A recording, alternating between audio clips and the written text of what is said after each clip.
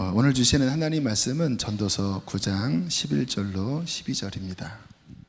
내가 다시 해 아래에서 보니 빠른 경주자들이라고 선착하는 것이 아니며 용사들이라고 전쟁에 승리하는 것이 아니며 지혜자들이라고 음식물을 얻는 것도 아니며 명철자들이라고 재물을 얻는 것도 아니며 지식인들이라고 은총을 입는 것이 아니니 이는 시기와 기회는 그들 모두에게 임함이니라. 분명히 사람은 자기의 시기도 알지 못하나니 물고기들이 재난의 그물에 걸리고 새들이 올무에 걸림같이 인생들도 재앙의 날이 그들에게 호련히 임하면 거기에 걸리느니라. 아멘. 전도자가 계속해서 이 세상에 돌아가는 여러 이치를 살펴보고 있습니다. 그러다가 오늘 좀 특이한 것 하나를 발견을 했어요.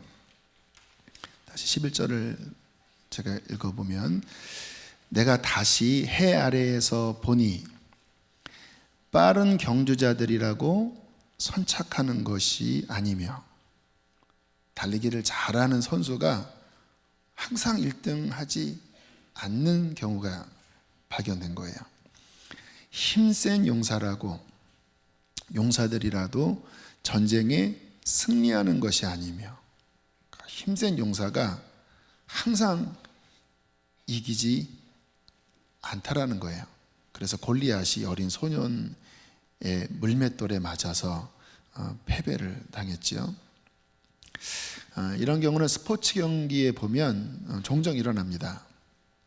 2018년 월드컵 경기 때 우리나라가 디펜딩 챔피언, 그 전 2014년 월드컵 챔피언인 세계 최강 독일을 2대0으로 이겨버렸어요. 독일은 그때까지 아시아 나라의 그런 국제 경기 월드컵에도 진 적도 없고 또 2골 차로 진 적이 없대요. 근데 피파 랭킹의 한참 밑에 있는 대한민국 팀에게 2대0으로 지면서 막 세상에 조롱도 당하고 수치도 당하고, 또 우리 대한민국 팀은 비록 16강은 탈락했지만 마지막 갈채를 받았습니다. 이렇게 인생에는 예측하지 못할 변수가 자주 일어나서 오늘 전도자의 발견처럼 용사라고 항상 승리하는 것도 아니고 빠른 경주자가 항상 1등하는 것이 아니라는 거예요. 11절 그 다음 절은 좀 세번역으로 보면 좀 더 이해하기 쉬워서 앞에 준비했는데요. 함께 읽겠습니다. 지혜가 있다고 해서 먹을 것이 생기는 것도 아니며, 청명하다고 해서 재물을 모으는 것도 아니며, 배웠다고 해서 늘 잘 되는 것도 아니더라. 실력이 있다고 항상 성공하는 게 아니라는 거예요. 학교에서 1등한 사람이 꼭 사회에 나가서 사회에서도 1등하는 게 아니라는 거예요. 세계 유명 기업가 중에 대학 졸업도 못한 고졸 출신들이 왕왕 있습니다.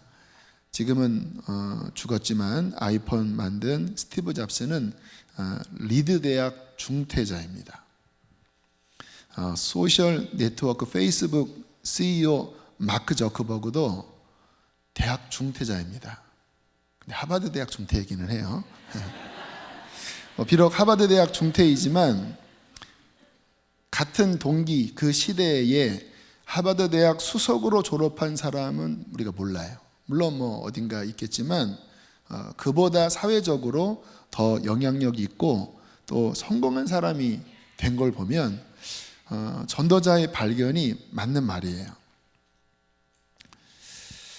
이게 해 아래에서 일어나는 이상한 일이라는 거지요. 예측대로 가지 않아요. 왜 이런 일이 생기는가? 그 11절 뒤에 이렇게 해석을 달아놓습니다. 이는 시기와 기회는 그들 모두에게 임함이니라. 시기, 때를 의미하는 거죠. 그냥 단순한 시간을 의미하는 게 아니라 어떠한 기회의 때라는 거예요. 근데 이 때를 인간의 힘으로 어떻게 할 수 없다라는 거예요. 봄, 여름, 가을, 겨울 인간의 힘으로 통제할 수 없잖아요. 그런 계절만이 아니라 기근이 오는 때, 전쟁이 일어나는 때, 또 지금처럼 역병이 도는 이러한 때를 사람이 어떻게 할 수 없어요. 지금 이 신종 코로나 바이러스 때문에 온 지구가 두려움에 빠져 있습니다. 저는 지금까지 살면서 이렇게까지 전염병 때문에 전 세계가 두려워하는 적을 처음 봐요. 이번에 공항 갔더니 2주 내로 중국 들린 적이 있습니까? 가는 데마다 물어보고 모든 사람이 다 안내하는 분들 데스크에 있는 사람들 다 마스크를 쓰고 있더라고요. 뿐만 아니라 식당 영업하는 분들 지금 엄청난 타격을 받고 있습니다. 사람이 너무너무 안 와요. 심지어는 큰 기업들, 애플, 또 현대, 또 삼성, 중국에서 부속품, 물품이 와야 되는데 그 조달에 차질이 생기면서 지금 기업도 휘청휘청거리고 있어요. 심지어는 교회도 영향을 적지 않게 받습니다. 예배 인원이 한 300명이 줄었어요. 아마 지금 영상으로 예배를 드리시는 분들이 많이 계시고, 이번에 태국 갔다 온 청년들도 이번 주 좀 예배는 가정에서 드리라고 그렇게 또 사회의 흐름을 또 무시할 수 없기 때문에 그런 권면을 드렸어요. 서울 어느 교회는 지난주에 방송 예배를 드렸다고 그래요. 아예 예배당 문을 닫고 확진자가 교회에 왔다 갔기 때문에. 이러한 시기를 사람이 어떻게 할 수가 없습니다. 내일을 예측할 수 없어요. 또 이 시기에 대하여 우리가 알아야 될 것은 이 모든 게 그 시기와 기회가 모두에게 임한다고 했는데, 이 시기에 따라서 기회가 오기도 하고 또 위기가 오기도 해요. 여러분, 뭐든지 시기가 맞아야 성공하는 거예요. 아무리 능력이 많아도 시기가 안 맞으면 그 능력이 꽃피우지를 못해요. 그래서 굉장히 그 재능이 많은 사람인데 시대를 잘못 타서 아무것도 못하고 그 인생이 끝나버린 사람 적지 않게 있고요. 또 어떤 경우는 좀 능력이 부족하긴 하지만 그 시기와 그 때와 맞아서 그 사람에게 기회가 와서 막 꽃을 피우고 열매를 맺는 사람이 왕왕 있습니다. 그 사람의 재능보다 훨씬 더 많은 결과물을 가져와요. 왜요? 시기가 맞았기 때문에. 그래서 뭐든지 시기가 중요해요. 근데 우리가 그 시기를 조절할 수 없습니다. 그러나 분별하는 지혜는 가질 수 있어요. 예수님께서 천기를 분별할 줄 알면서 시대의 이 표적을 분별하지 못하느냐 이렇게 말씀을 하셨는데, 지혜 중에 하나가 이 시기를 분별하는 거예요. 그래서 저도 항상 어떤 일을 할 때면 시기에 신경을 씁니다. 이게 옳으냐 그르냐, 우리는 옳은 거를 하지요. 그러나 또 하나 중요한 게 이 시기에 맞느냐 안 맞느냐가 중요합니다. 맞아야 꽃을 피우는 거거든요. 겨울에 아무리 꽃을 피우라고 씨를 심어도 이게 나오지가 않은 것처럼. 또 하나 인생의 아이러니는 위기가 오면 아까 시기와 더 타임, 찬스가 온다고 했는데 그 시기가 어렵다고 해서 기회가 안 오는 게 또 아니에요. 위기의 때가 오는데 오히려 어떤 사람에게는 기회가 돼요. 지금 이 바이러스 때문에 휘청휘청하고 있지만 방역 마스크 회사는 대박이에요. 아마 밤새 가동을 해야 될 거예요. 웃지 못하겠죠, 겉으로는. 왜냐하면 이게 재앙 때문에 돈을 버는 거니까. 그러나 어쨌든 이 시기가 지금 그분들에게는 또 기회가 돼요. 참 그래서 인생이 아이러니한 거예요. 시기와 기회의 여러 변화, 그 쌍곡선 속에 인생의 수많은 변수들이 생기면서 오늘 전도자의 발견처럼 빠른 경주자라고 항상 1등하는 게 아니고, 힘센 용사라고 항상 이기는 것도 아니고, 지혜와 실력이 있다고 항상 성공하지 못해요. 왜요? 시기와 기회의 불가항력적인 변화 때문에 그렇다라는 거예요. 또 12절에 이렇게 이야기를 합니다. 인간의 무지함에 대한 부분인데요, 함께 읽겠습니다. 시작. 분명히 사람은 자기의 시기도 알지 못하나니 물고기들이 재난의 그물에 걸리고 새들이 올무에 걸림같이 인생들도 재앙의 날이 그들에게 홀연히 임하면 거기에 걸리느니라. 인생이 내일을 알지 못하기 때문에, 시기를 알지 못하기 때문에 그만 함정에 빠진다라는 거예요. 물고기가 그물에 걸리고 새가 올무에 걸리듯이 괜찮아, 아니야, 이 길은 좋은 길이야. 이제 내일을 모르니까, 그 시기를 분별하지 못하니까 그만 재난에 탁 걸려서 그 인생이 거기서 망하는 일이 생긴다라는 거예요. 2주 전에 미국 프로농구 선수인 코비 브라이언트가 41살에 사망을 하는 사건이 벌어졌어요. 저는 이름만 들었지 정확한 이 사람의 커리어를 몰랐는데 대단한 미국의 농구 선수였다고 그래요. 전 세계 미국 NBA가 제일 농구 최강이잖아요. 거기에서 MVP를 4번이나 차지했다고 합니다. 마이클 조던이랑 거의 그 시대의 쌍두마차, 쌍벽을 이루는 그러한 최대의 선수였대요. 근데 41살밖에 되지 않는 나이에, 그것도 13살 된 사랑하는 딸과 함께 자신의 전용 헬기를 타고 어떤 경기를 보러 가다가 그만 사고가 나서 죽게 된 거예요. 근데 딸만 죽은 게 아니라 그 딸의 친구가 그 비행기 안에 있었고, 그 친구의 부모도 함께 있어서 그만 그 사고로 인하여 모두가 다 죽는 사건이 발생됐어요. 사고의 원인은 짙은 안개 때문이었다고 합니다. 저는 생각을 해봤어요. 만약에 코비 브라이언트가 성공하지 않은 선수였다면, 그렇게 많은 돈을 가지지 않았더라면 죽지 않을 수 있지 않았나. 개인 전용 헬기를 가진 정도면 미국에서도 이거는 탑에 들어가는 거잖아요. 성공 때문에 생명을 잃었다고 연결시킬 수 있어요. 또 함께 탔던 그 유명인의 그 친구, 그러니까 13살 딸의 친구, 얼마나 프라우드 했겠습니까? 와, 내 친구의 아빠가 그 유명한 코비 브라이언트야. 그런데 내가 그 딸과 아주 친해서 그 아빠와 함께 경기장에 함께 가는 영예를 얻었고, 개인 전용 헬기 안에 초청을 받은 거예요. 그것도 부모와 함께. 와, 그 13살짜리 그 친구, 그리고 그 부모는 굉장히 흐뭇하고 너무 행복하고 아마 자랑을 했을 거예요. 나 내일 코비 브라이언트 그 개인 전용 헬기 타고 나 경기 보러 간다. 와, 사람들 정말 너무 축하해 주었을 거예요.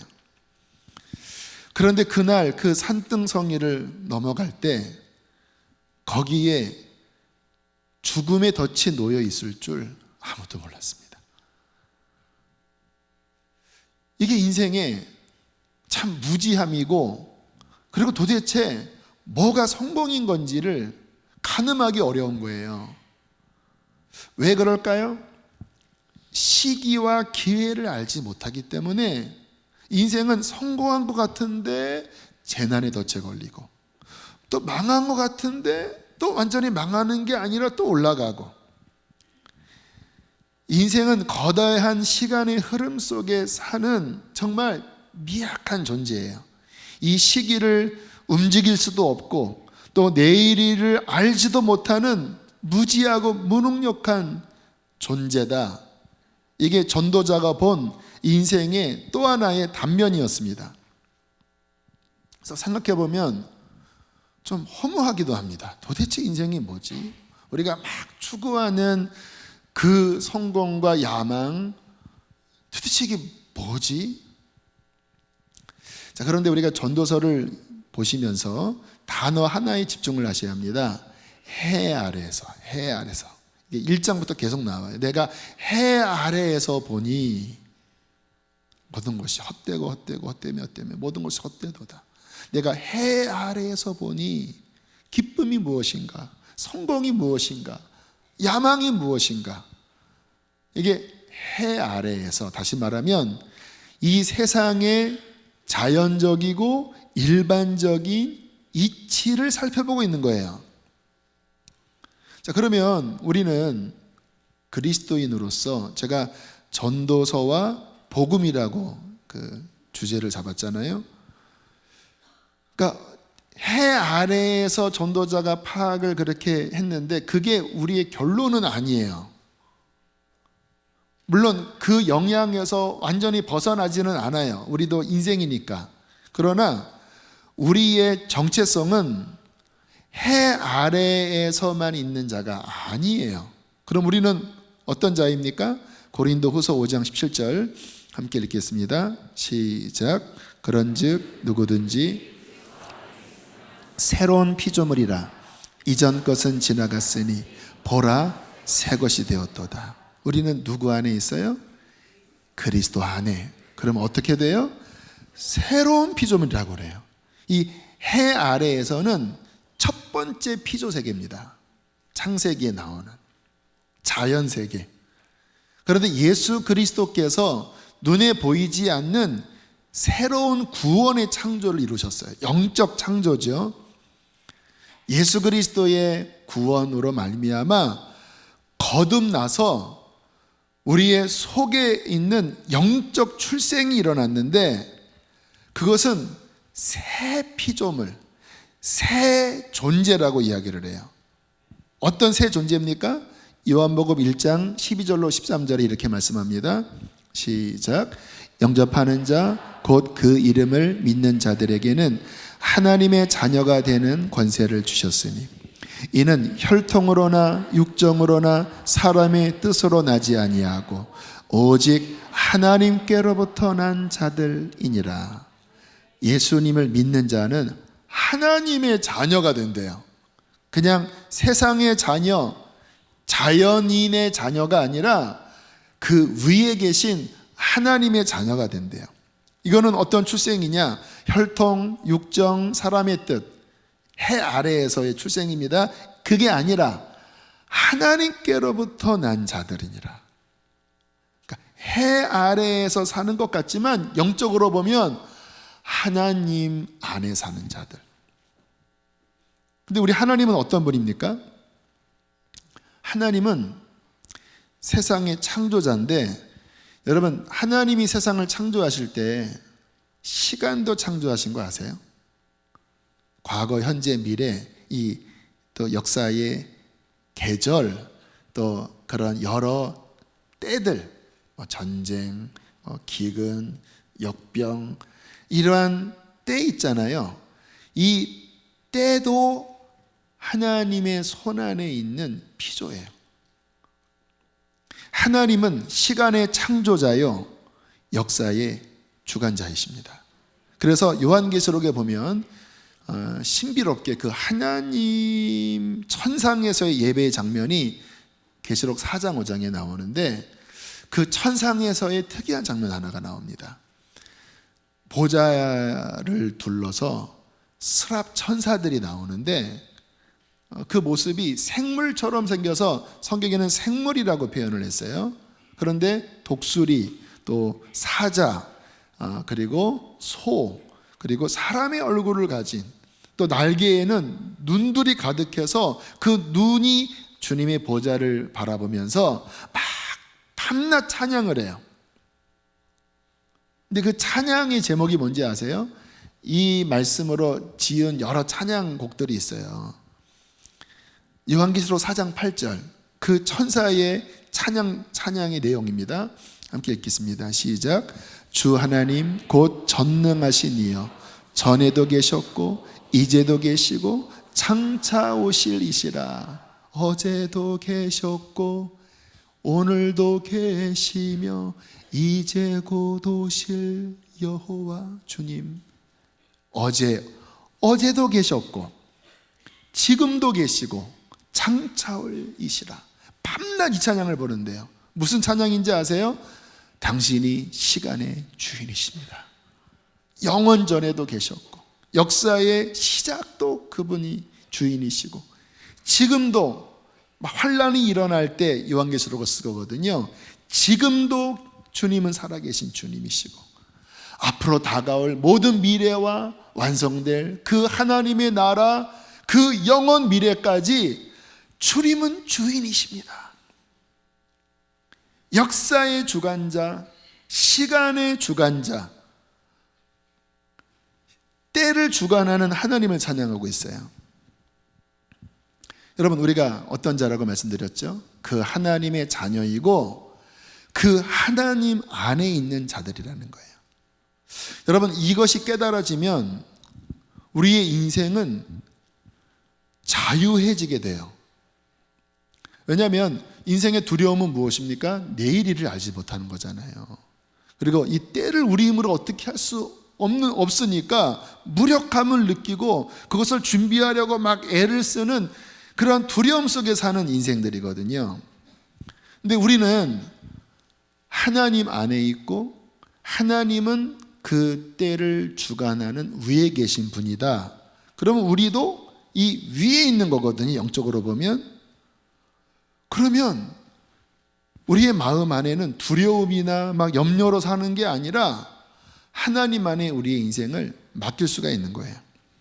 저는 이렇게 시험이 제게 올 때 2번 주님의 어떤 저를 향한 말씀을 주신 적이 있는데, 너는 내 안에 있다, 이 말씀이었어요.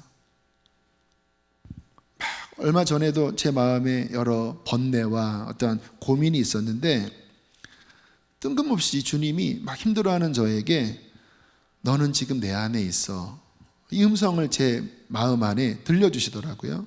근데 그 순간 막 저를 공격해오는, 제 마음을 힘들게 하는 그 여러 어떤 마음의 시험이 힘들지 않아지더라고요.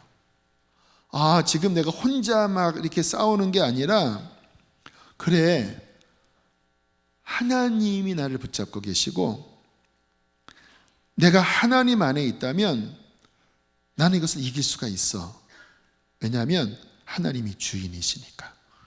나는 이러한 지금 어떤 마음의 갈등에 나는 그냥 떠밀려진 자가 아니라 하나님의 주권 아래, 그분의 보호 아래, 그분의 뜻 안에 내가 지금 걸어가고 있는 거야. 아, 그러면 나는 이기겠구나, 이런 확신과 담대함이 주어지더라고요. 여러분, 하나님 안에 사는 자는 이깁니다. 왜? 하나님이 하나님이시니까. 또 하나님 안에 살 때 좋은 점은 때에 맞게 그분이 인도해 주시더라고요. 그러니까 저의 삶의 기도 제목, 또 제 삶의 바램은 저는 이것입니다. 또 이길 원해요. 주님, 주의 뜻 가운데 저를 이끌어 주십시오. 왜냐하면 이렇게 지나고 보니까 제가 막 원했던 것, 제가 하고 싶었던 것들이 안 되는 것들이 많았거든요. 그때는 실망도 했고 또 낙심도 했는데, 지나고 나니까 그때 안 된 게 너무 감사한 거예요. 제가 2011년 그 목회 나오기 전에 한 3번 정도 목회에 나갈 여러 기회들이 있었습니다. 한 군데는 서울에 있는 어느 곳인데 거의 됐다가 결정적인 일로 안 되게 됐고, 또 강남에 있는 어떤 교회는 이제 저를 오라고 했지만 제가 기도하는데 편치가 않아서 안 가겠습니다 했고, 또 이미 목회 쪽도 얘기가 좀 오고 가다가 또 다른 분이 가기도 하고 뭐 그랬어요.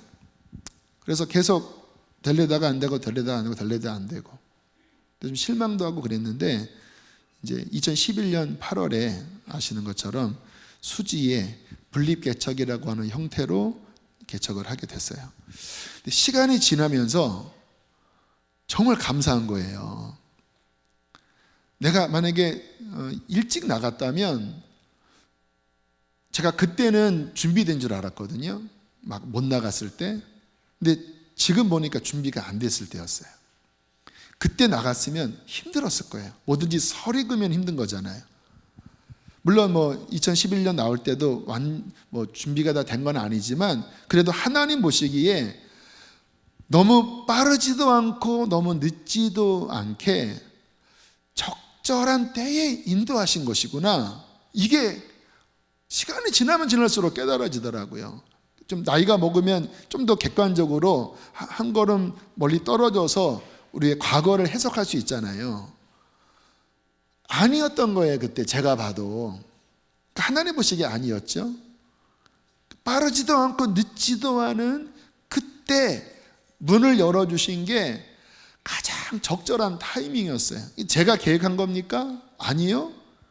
저는 다른 걸 원했거든요. 다른 때를.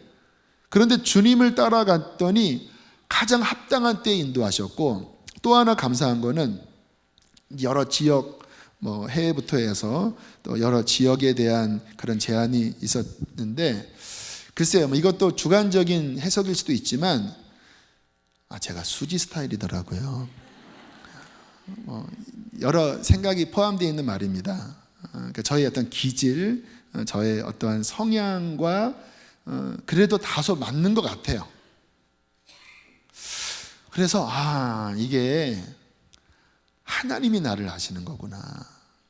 그리고 하나님의 인도를 따라가는 게 최상이구나. 그래서 저의 인생을 이제는 하나님께 좀 편안하게 더 맡기는 마음이 들었어요. 오늘 그 전도자가 기회와 때를 알지 못하여 재난을 피하지 못하고 재능이 있는데도 그 재능이 발휘되지 못하는 좀 이상한 면들을 바라보았다. 근데 여기에 전제 조건이 뭐라고요? 해 아래에서. 그 말은 뭡니까? 자기가 주인일 경우에라는 말이에요. 근데 우리는 이제 하나님 안에 있는 자이고 하나님이 주인이시잖아요. 그분이 우리를 인도하십니다. 그럼 우리는 어떻게 고백할 수 있는지 아세요? 다윗의 고백입니다.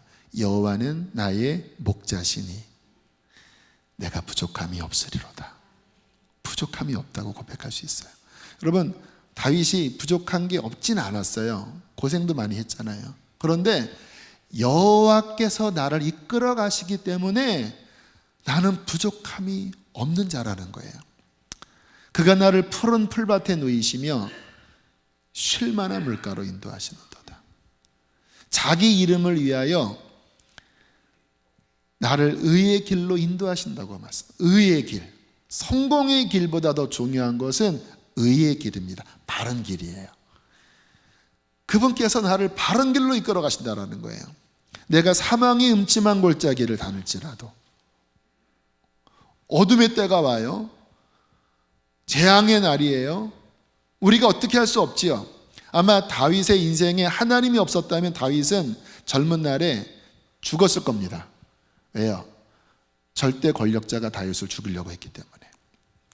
내가 사망의 음침한 골짜기를 다닐지라도 해를 두려워하지 않는다고 해요. 왜요? 주께서 나와 함께 하시기 때문에.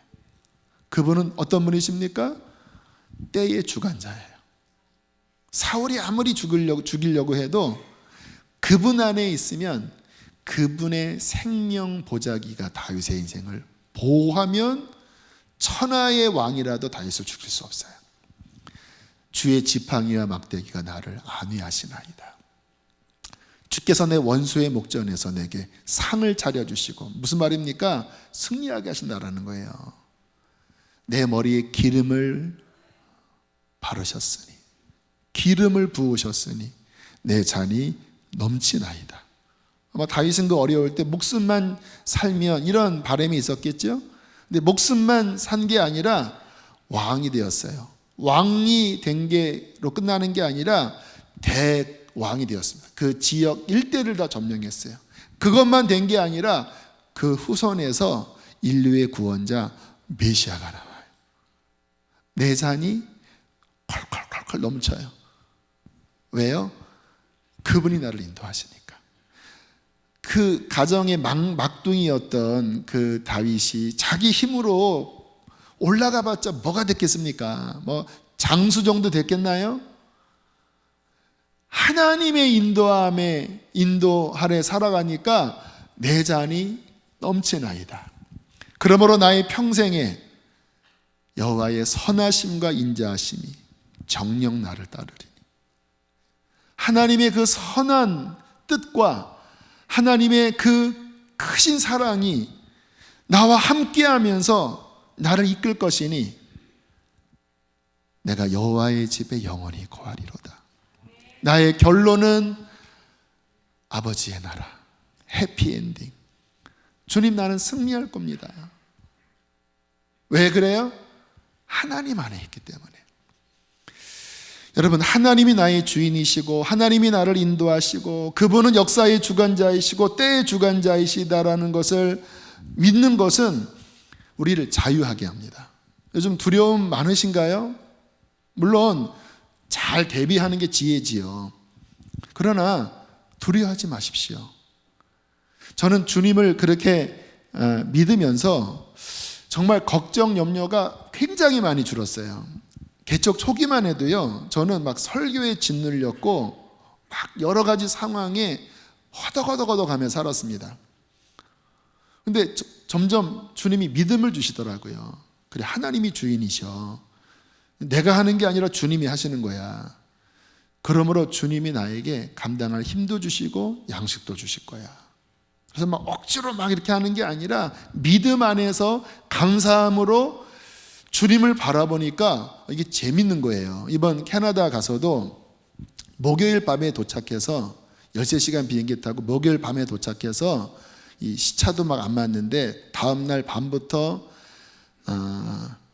수요일까지, 그러니까 금요일 밤, 토요일, 주일 2번 끝내고 월요일 아침에 3시간 이동해서 월요일 밤, 화요일 새벽 저녁, 수요일 새벽 저녁, 그리고 목요일날 수요일날 밤에 또 차 타고 공항 근처에 눈이 온다고 해서 공항 근처에 와서 그리고 또 열 몇 시간, 거의 한 17시간 일본 경유해서 와서 여기까지 왔는데, 예전에는 이렇게 연일 하루에 막 1번, 2번 설교를 한다고 하면 저는 너무너무 힘들어했어요. 왜냐하면 제가 이렇게 경험을 해보니까 여기서 통했던 말씀이 다른 데 가서는 안 통하는 경우가 있더라고요.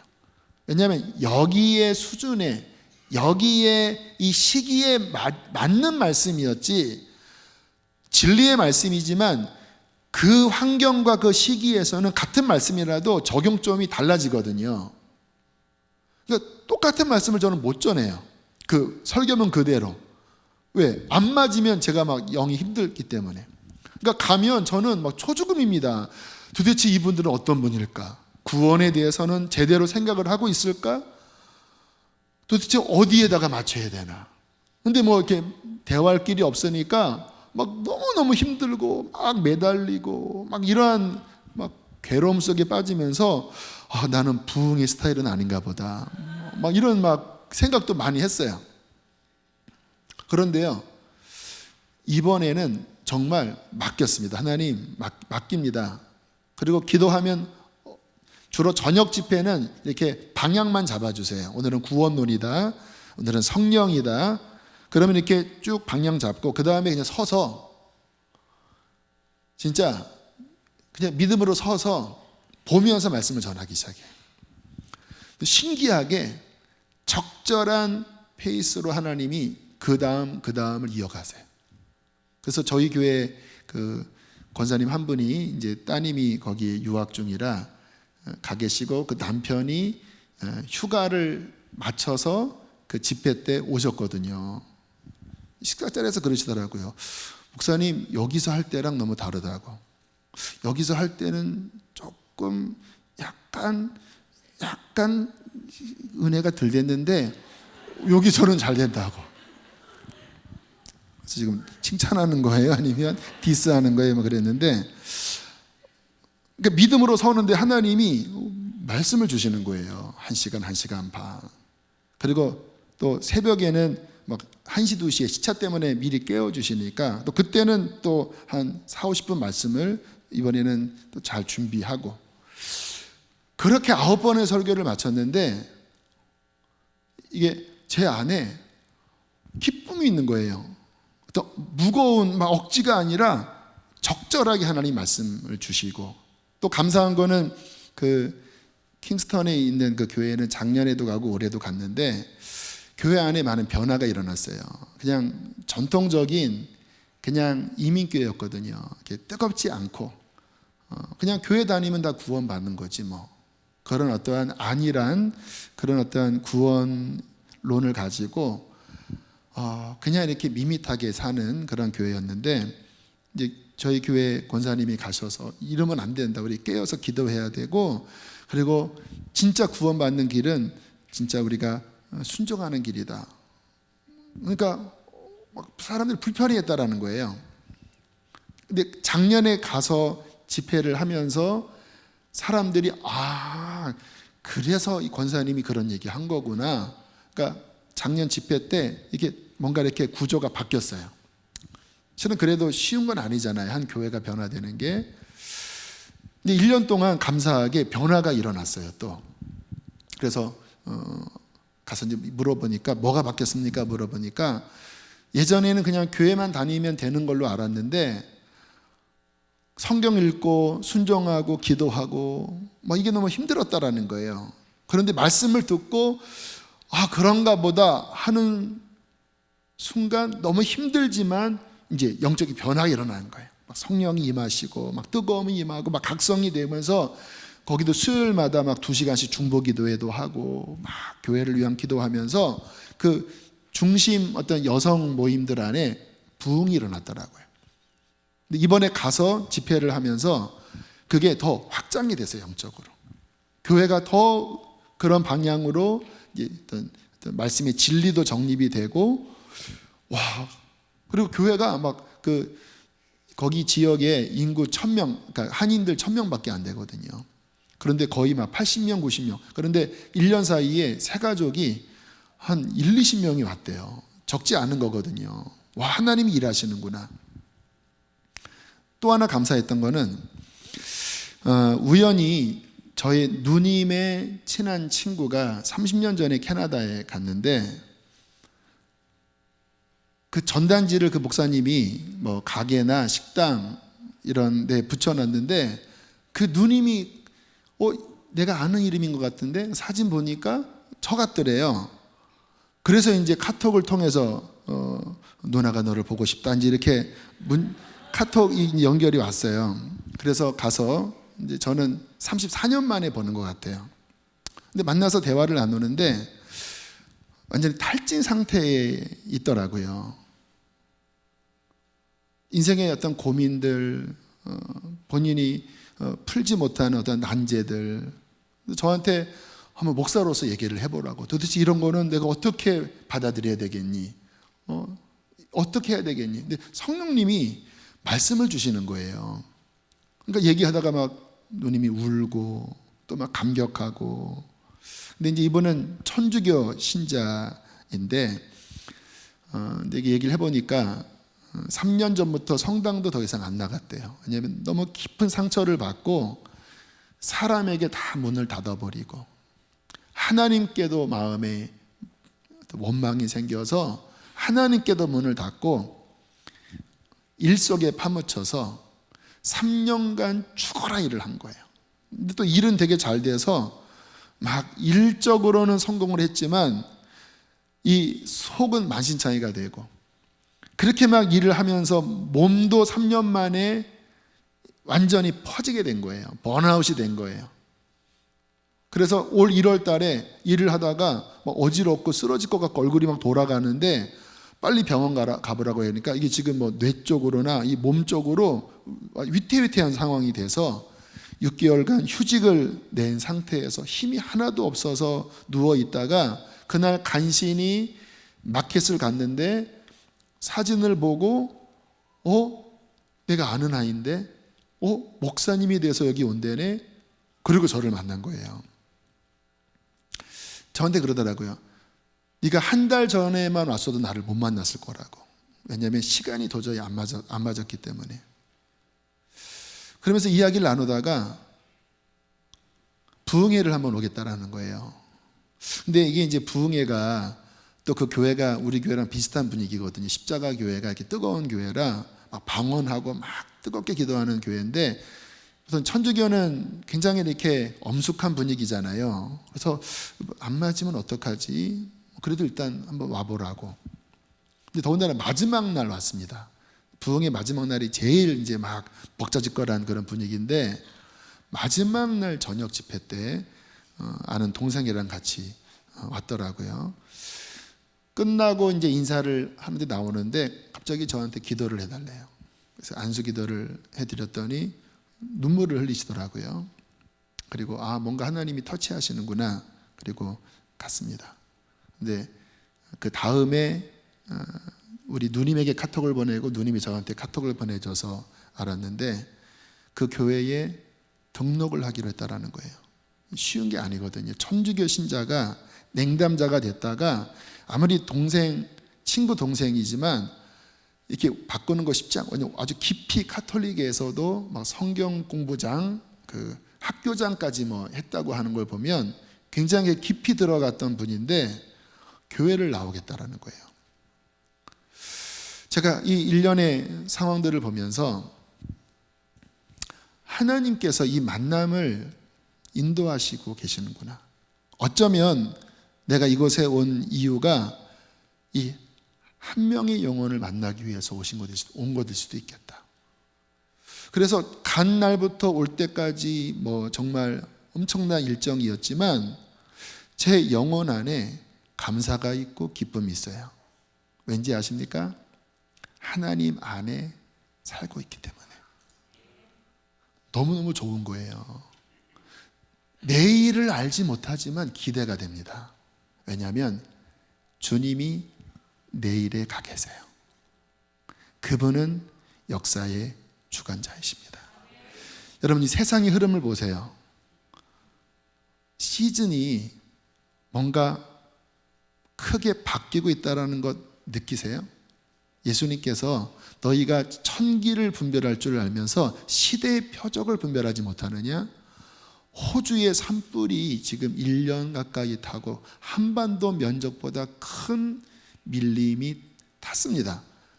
지금도 타고 있대요. 작년 토론토 갔을 때 지금이 제일 추울 때라 영하 20도였습니다. 갔더니 영상이에요. 이런 적이 없었대요. 뿐만 아니라 이 아시아 쪽 있죠. 북아프리카 아시아 쪽에는 지금 몇십 년 만에 최악의 황충, 메뚜기 떼들이 지금 막 우글우글 대는데 곡창지대를 다 쓸어가는데, 지금 이렇게 기상이변이 계속되면 지금의 이 메뚜기 수보다 500배가 더 늘어난대요. 여러분, 지금 시즌이 심상치 않은 시즌으로 가고 있어요. 아까 이야기한 것처럼 이러한 그 전염병이 전에도 있었죠. 사스, 메르스. 이런 분위기 아니었죠. 달라졌다라니까요. 뭔가 이 시기가 변하고 있습니다. 세상은 두려워할 것입니다. 성경에 보면 그 바다의 우는 소리로 인하여 사람들이 두려움에 패닉에 빠질 것이다. 근데 우리는 거기에 뭐라고 나오냐면, 그러한 일이 일어나거든 너희는 일어나 머리를 들라. 그리고 하나님 앞에 서라 그래요. 여러분, 이러한 때가 앞으로 어쩌면 더 증가할 수 있어요. 물론 잡히겠죠. 그러나 또 우리의 통제를 벗어난 그러한 일들이 막 우후죽순처럼 일어날 때 여러분, 두려움 속에서 사시겠습니까? 해 아래서 사는 사람이라면 그렇게 살겠죠. 그러나 우리는 하나님 안에 살아요. 그분이 주관자이십니다. 그러면 그분 안에서 그분의 힘으로 그분의 뜻을 구하며 사는 거예요. 고린도전서 1장 30절에는 이러한 중요한 말씀이 나옵니다. 우리 마지막으로 이 말씀 함께 읽겠습니다. 시작. 하나님께로부터 나서 그리스도 예수 안에 있고, 예수는 하나님께로부터 나와서 우리에게 지혜와 의로움과 거룩함과 구원함이 되셨으니, 무슨 말씀입니까? 우리가 하나님께로부터 태어났다라는 거예요. 거듭남이죠. 그래서 어디 안에 있어요? 그리스도 예수 안에 우리는 있어요. 그런데 예수님은 어떤 분이세요? 하나님께로부터 나왔어요. 그런데 우리에게 그분은 어떤 분이 되셨습니까? 지혜가 없잖아요. 내일 일을 알지 못하잖아요. 우리의 지혜가 되신대요. 우리는 거룩하지 않는 죄인들이고 우리는 더러운 것들이 많잖아요. 근데 그분은 우리의 거룩함과 의로움이 되어주신대요. 우리를 씻어주시고 깨끗하게 만들어주신대요. 우리는 날마다 허덕이잖아요, 문제 속에. 근데 그분은 그 허덕임에서 우리를 날마다 건지시는 구원의 주님이 되신대요. 할렐루야. 그러니까 어디에서? 하나님 안에서, 그리스도 안에서. 그분으로 말미암아 살아가는 자들. 전쟁의 소문, 이 마지막 때 피와 불과 연기 기둥이라. 피는 어떠한 그 테러, 전쟁을 의미하고, 불과 연기 기둥이라. 마지막 때 불과 연기 기둥이라. 그렇잖아요. 그러나 주의 이름을 부르는 자는 구원을 얻으리로다. 주님 안에 거하는 자, 그분을 따라가는 자, 그의 힘으로 살아가는 자는 해 아래에서 사는 자가 아니라 하나님 안에 사기 때문에 돌파할 수 있어요. 그러므로 우리의 신앙은 무엇입니까? 바로 그 주님을 올곧게 붙잡는 것입니다. 그분을 사랑하는 거예요. 그분 안에 거하는 거예요. 그분을 따라가는 거예요. 그러면 환난 속에서도 안전하고, 요동함 속에서도 평안함을 유지하고, 그리고 가장 복된 길로 하나님이 그를 이끌어 주실 것입니다. 그러한 믿음의 사람 되시기를 축복합니다. 우리 함께 찬양하는데요, 내일일은 안 몰라요. 옛날에 이 찬양 부르면서 저는 자주 눈물을 흘렸었던 것 같아요. 그래요. 내일일을 모르지만 내일의 주인이신 주님, 내 인생을 맡깁니다. 이렇게 찬양하십니다. 내일일은 안 몰라요. 그렇습니다. 하루하루 살아요.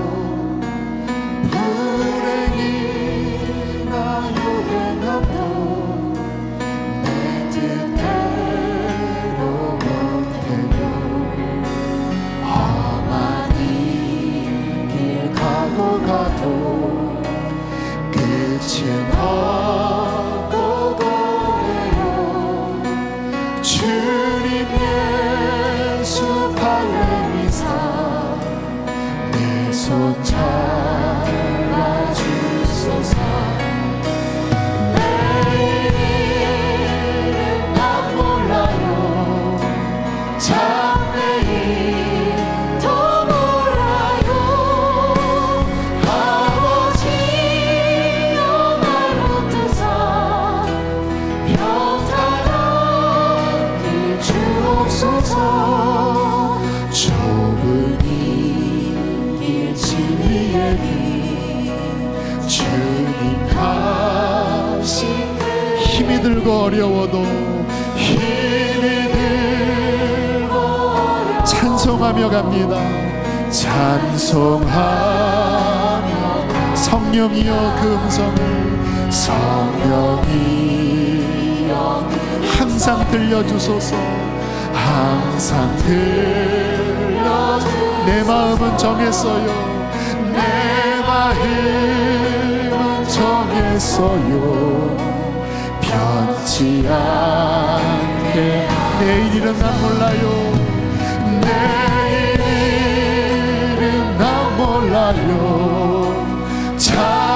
장래일도 몰라요.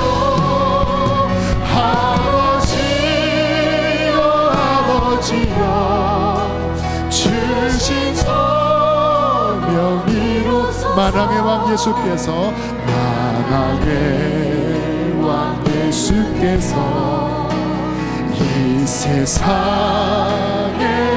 오셔서 만 백성을 구속하니 참구주가 되시네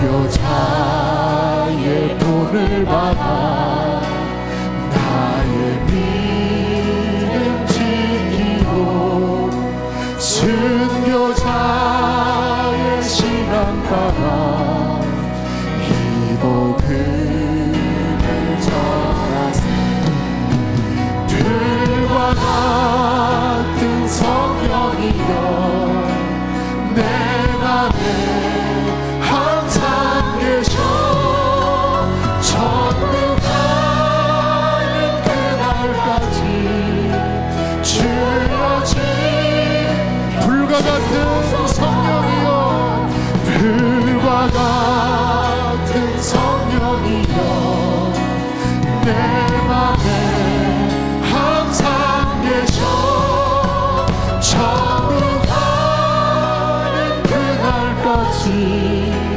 주여 지켜 주옵소서. 우리 이 말씀을 잡고 기도합니다. 하나님, 두려워하지 않겠습니다. 걱정하지 않겠습니다. 하나님이 이 때의 주인이십니다.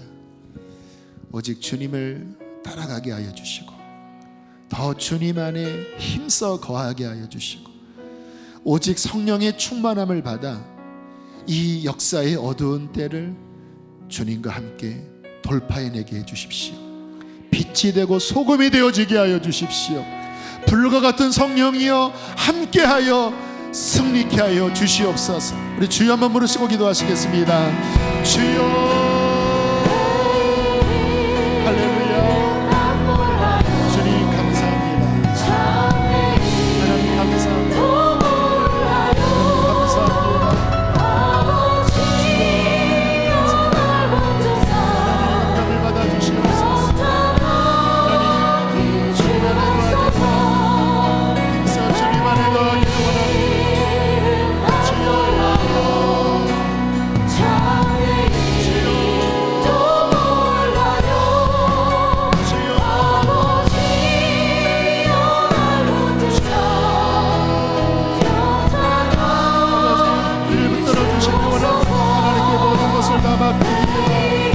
하나님 사랑합니다. 주님을 바라봅니다.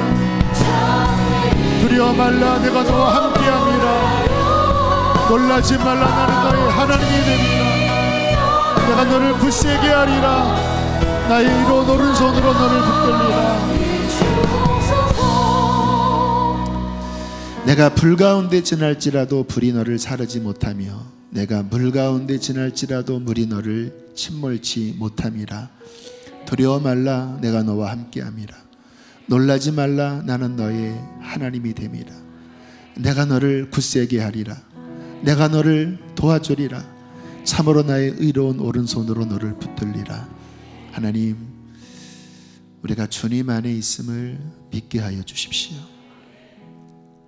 믿음으로 우리의 발걸음을 내딛게 하여 주시고 어떠한 환경 속에서라도 사망의 음침한 골짜기 속에서라도 하나님이 함께 하심을 믿고 담대케 하여 주십시오. 하나님, 주의 백성을 축복합니다. 이 어둠의 시기에 주님 더 복을 주시옵소서. 임마누엘의 복을 주시옵소서. 주님을 바라보는 믿음의 복을 더하여 주시옵소서. 두려워하는 것이 아니라 강하고 담대함을 주시옵소서. 그리하여 이 시대 가운데 그리스도의 빛을 밝히게 하여 주시고 어둠 속에 두려워하는 이들을 그리스도의 복음으로 인도하는 주님의 종들로 살게 해 주시옵소서. 귀한 예물 봉헌합니다. 아버지 기쁘게 받으시고 저들의 삶의 모든 영역에 직장 또 일터 가정 모든 영역에 하나님 당신의 보호막으로 당신의 날개로 덮어 주시옵소서. 세상의 질병이 틈타지 않도록 주님의 피로 보호하여 주옵소서.